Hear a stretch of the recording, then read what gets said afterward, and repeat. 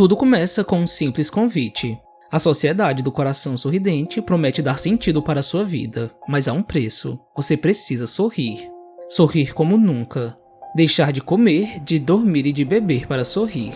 Sorrir mesmo que esteja com dor. Mesmo que a pele de seu rosto seja arrancada à força. Sorrir mesmo após perceber que já é tarde demais para voltar atrás.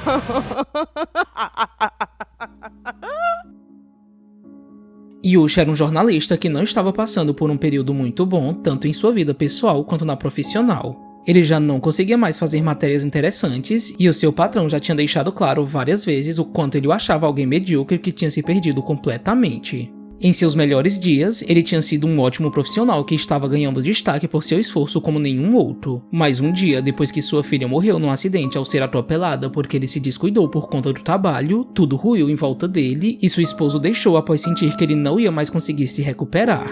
A vida tinha se tornado tediosa, mas poderia piorar ainda mais se ele não conseguisse um bom gancho para o trabalho porque seu patrão avisou que iria demiti-lo se ele não aparecesse com algo interessante. E certa manhã, a vida enfim pareceu sorrir para ele, literalmente. Yushi abriu a porta de sua casa e se deparou com duas pessoas sorrindo que o convidaram para conhecer a Sociedade do Coração Sorridente, uma espécie de instituto religioso que prometia curar todas as feridas e oferecia uma felicidade garantida.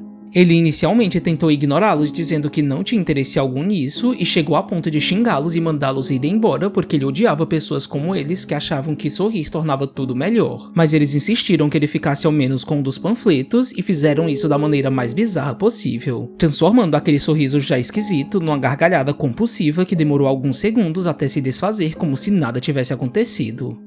Depois que foram embora, Yushi sentiu que aquilo tinha um ar muito sombrio, mas sua atenção foi fisgada quando, para sua surpresa, ele viu que sua esposa Megumi estava no panfleto com outros membros, e isso podia até responder à pergunta que ele sempre se fez sobre onde ela tinha ido, mas não respondia de maneira alguma o porquê dela ter se juntado a esse grupo tão medonho.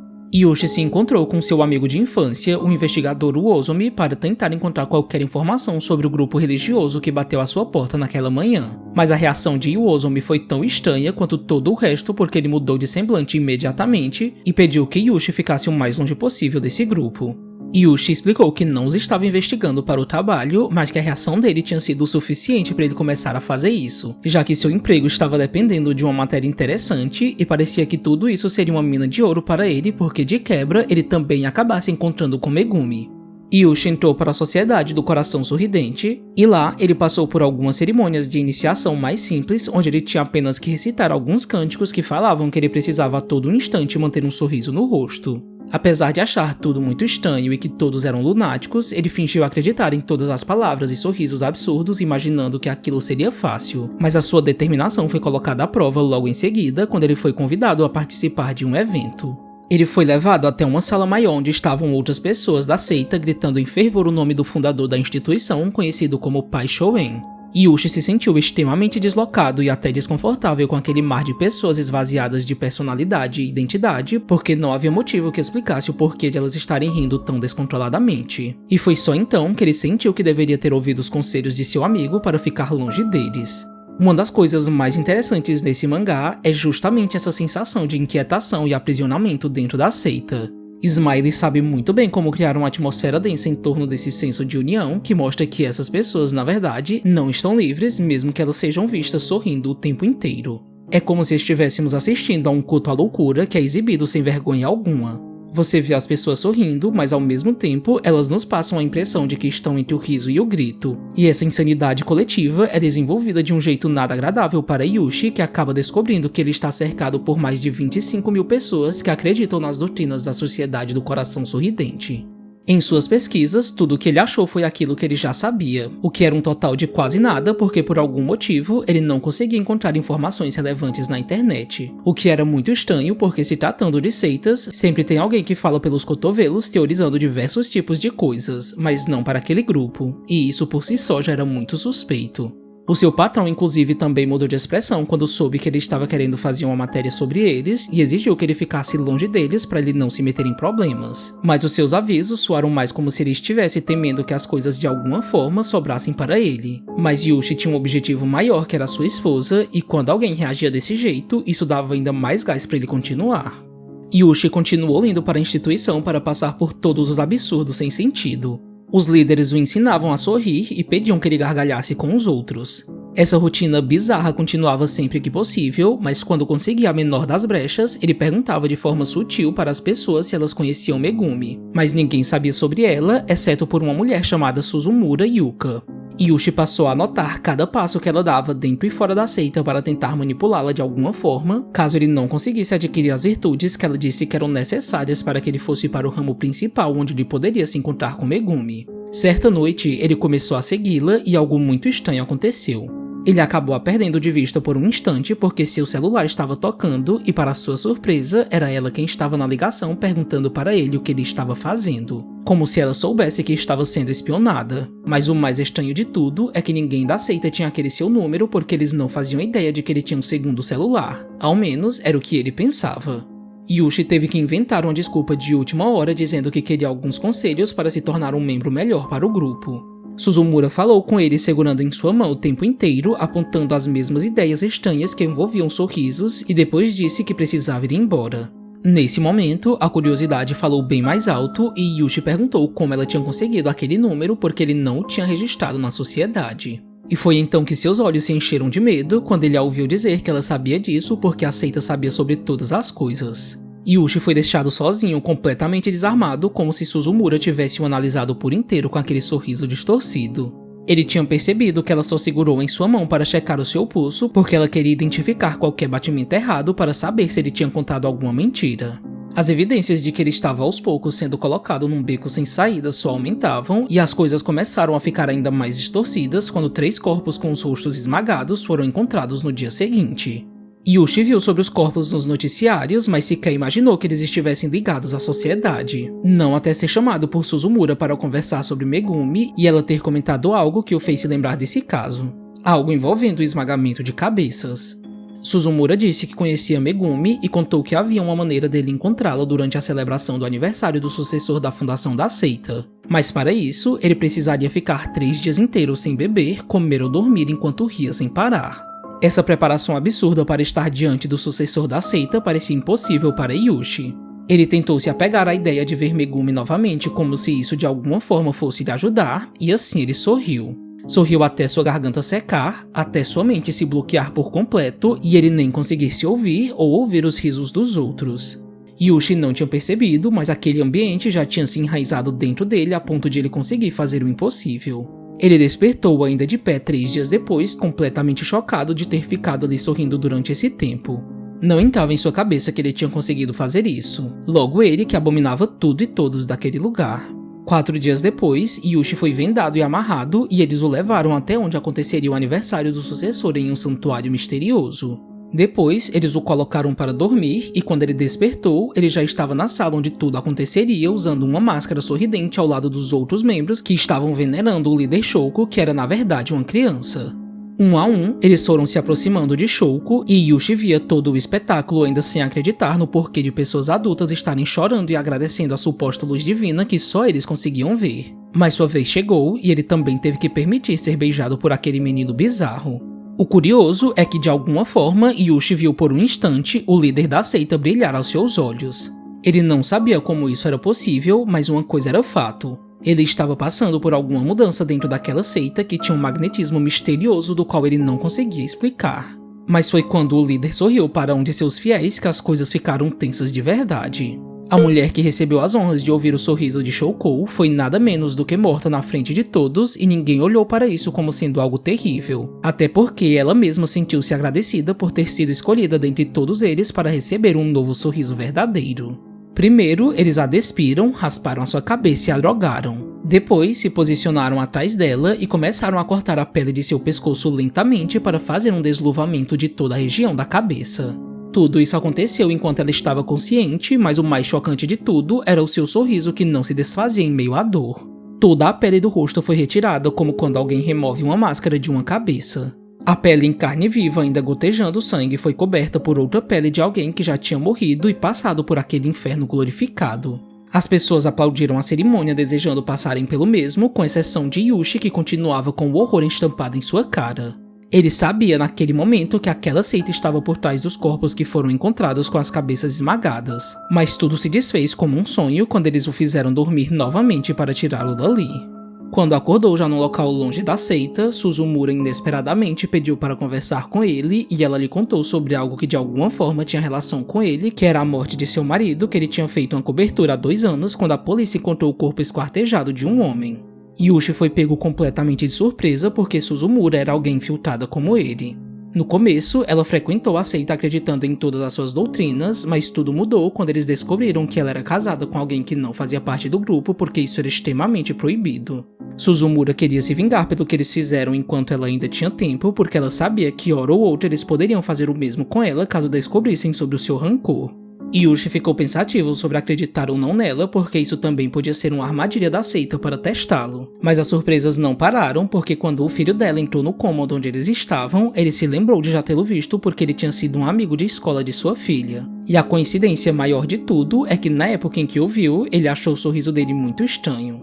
Suzumura continuou e disse que tinha sido ela quem levou Megumi para o grupo depois que a filha deles morreu porque ela queria ajudá-la de alguma forma. E mesmo tendo alertado sobre o que aconteceu com seu marido porque ela temia que eles também matassem Yushi, Megumi sorriu sem se importar porque sua mente já tinha sido completamente tomada.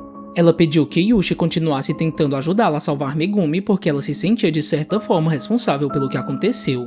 Yushi ouviu tudo com atenção e conseguiu encontrar ainda mais motivação para fazer o que ele esteve pretendendo desde o começo. A primeira coisa que ele fez foi conversar com seu editor-chefe novamente sobre a seita, pedindo que ele contasse tudo o que ele sabia. Chegar nessas informações não foi fácil e ele entendeu porque quando o seu chefe contou que o antigo editor tinha sido encontrado enforcado justamente quando ele tinha começado a investigar a seita. Yushi foi aconselhado novamente a deixar esse assunto de lado, mas ele manteve a compostura e seguiu em frente. Ele aos poucos foi chegando naqueles que sabiam o mínimo, mas isso já era o suficiente porque qualquer coisa era melhor do que nada.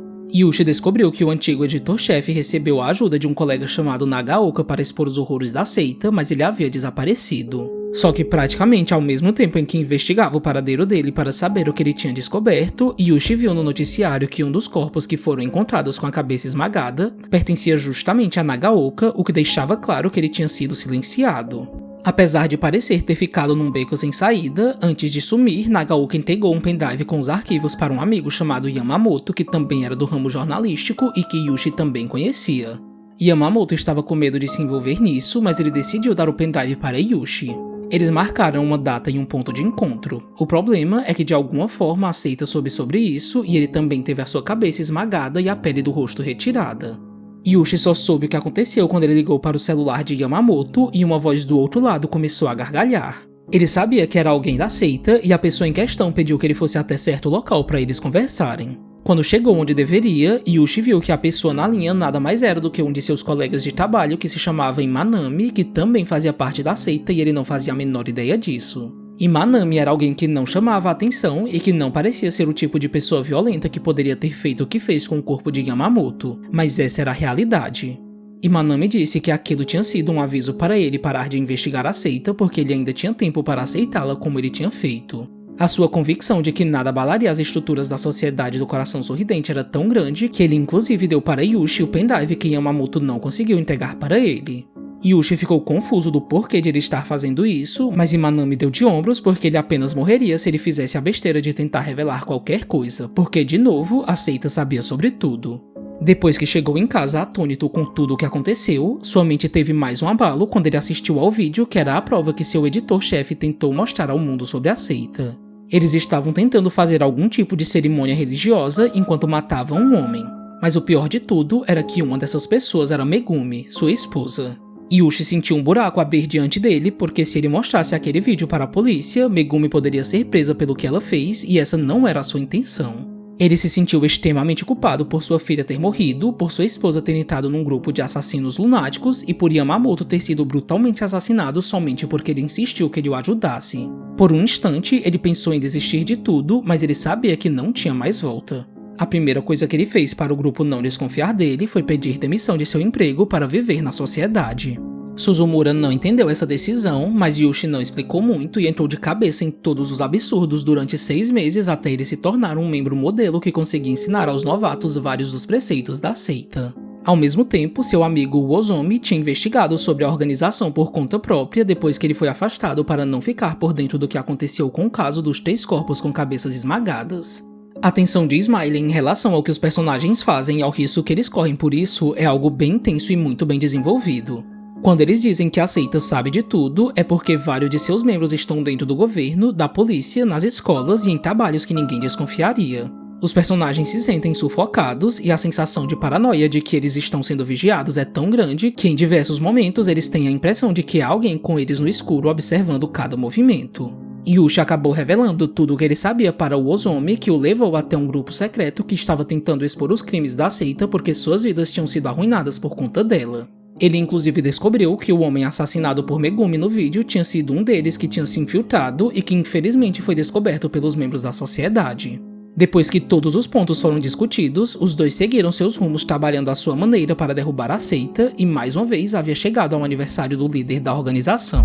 Ou seja, alguém teria a pele de seu rosto removida novamente durante a celebração. Yushi preparou outros membros fazendo-os passar pelo mesmo que ele passou quando ele perdeu 5 quilos após ficar sem comer, beber e dormir e só então eles foram até onde tudo aconteceria. Ele se deparou com o líder da seita que sorriu para ele, e esse era o pior dos cenários porque ele tinha sido escolhido com aquele gesto para morrer. Os membros gritaram em comemoração, mas Yushi pensou rápido e disse que ele ainda não estava pronto para receber todas aquelas honras.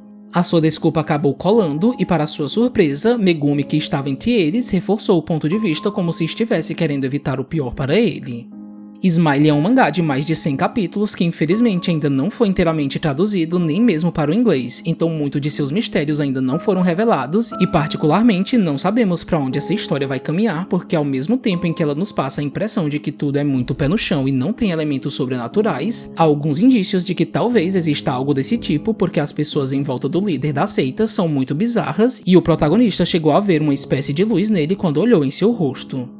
De qualquer forma, mesmo que não tenha nada desse tipo na história, o mangá continua sendo extremamente interessante e até assustador porque a Sociedade do Coração Sorridente é uma representação extrema, mas muito próxima de cultos reais que usam carisma, estrutura e repetição para reprogramar as pessoas, e fazer isso usando o sorriso é algo bem peculiar e até macabro. Sobre esse detalhe, o mangá chega a revelar que o líder do culto tinha sido uma criança que sobreviveu a um incêndio no hospital e que ele só foi encontrado por uma enfermeira que era a mãe de Wozomi quando ela o ouviu sorrir nos escombros. As pessoas acharam que ele ter sobrevivido foi um milagre e a partir disso, eles se deixaram levar pela circunstância feliz que foi a sua sobrevivência. Ou por algo muito maior, porque quando as pessoas olhavam para ele e para suas cicatrizes, elas se sentiam mentalmente curadas de alguma forma. A seita prega o tempo inteiro que eles são uma família e esse artifício é usado justamente para desarmar as pessoas. Yushi, por exemplo, estava emocionalmente vulnerável e eles bateram em sua porta exatamente no momento em que ele podia se tornar um alvo fácil porque eles só precisavam disso para fisgá-lo. E apesar de se infiltrar para encontrar sua esposa, ele se viu em alguns momentos influenciado mesmo resistindo, o que já mostra que aqueles que são atraídos por essa ideia de pertencimento não têm chance alguma. A ideia de que todos vão te aceitar e que você vai ser muito bem acolhido é muito sedutora e leva os personagens que fazem parte da seita a serem a mão de obra para todo tipo de crime doentio, porque elas não querem ver um lugar assim acabar. E para chegar nesse ponto de controle, eles começam com algo inocente que é o sorriso. Esse é inclusive o detalhe que chama mais atenção nessa história, e assim que os personagens entram nessa, o sorriso passa a se tornar uma obrigação constante, e essa é a primeira porta que é destancada como um teste para as outras exigências. As normas começam devagar e é dessa forma que a doutrinação funciona e o medo se fixa quando eles conhecem as consequências. Tudo é muito calculado e analisado. Yushi passou por atividades absurdas como tentar sorrir enquanto era afogado ou até por privações de fome e sono. O sorriso nessas circunstâncias é visto como um ato de fé para a causa, mas ele na verdade é usado para apagar emoções autênticas como raiva, medo e até dor. O sorriso em Smiley é um detalhe tão pequeno, mas tão funcional porque quando pensamos nisso, palavras como alívio, felicidade e prazer vêm à mente. Mas nessa história, ela se torna apenas um símbolo de submissão, do medo e da completa insanidade de quem compactua com tudo isso.